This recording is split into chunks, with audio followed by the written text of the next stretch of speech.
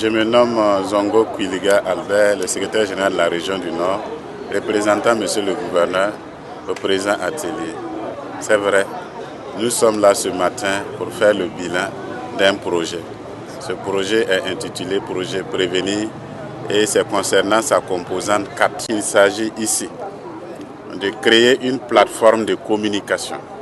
Et cette plateforme de communication est composée de plusieurs OSC, organisations de la société civile, qui ont travaillé avec la population à la base pour recueillir les préoccupations et les problèmes réels et soumettre ces préoccupations aux autorités administratives, religieuses et également les autorités coutumières pour pouvoir regarder, traiter et accompagner la population à la base.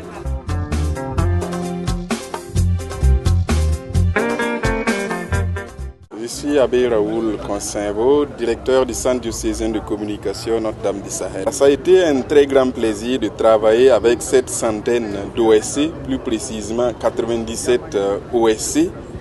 Et après avoir travaillé avec eux, le message que nous avons à lancer pour ces OSC-là, c'est de rester solidaires, de rester unis.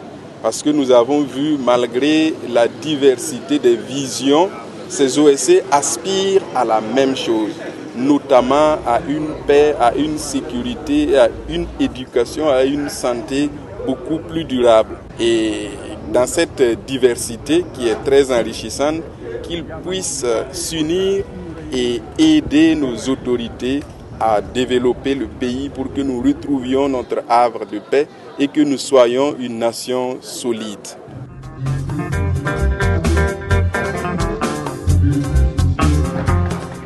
Savadgo Tidiani, je suis porte-parole du mouvement Sauvons les Atenga, membre de la plateforme collaborative de plaidoyer. Ça fait 3 ans que nous menons des plaidoyers auprès de l'autorité pour une amélioration des conditions de vie des populations de la région du Nord et partant de là du Burkina Faso.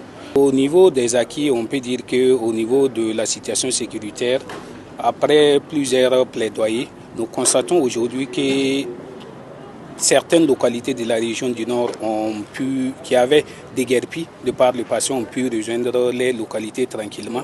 Il y a au niveau également de l'accès aux services sociaux de base. Nous constatons également que chaque jour que Dieu fait, des efforts sont faits pour permettre aux populations d'avoir de l'eau, d'avoir accès à l'école, aux soins de santé, ainsi de suite.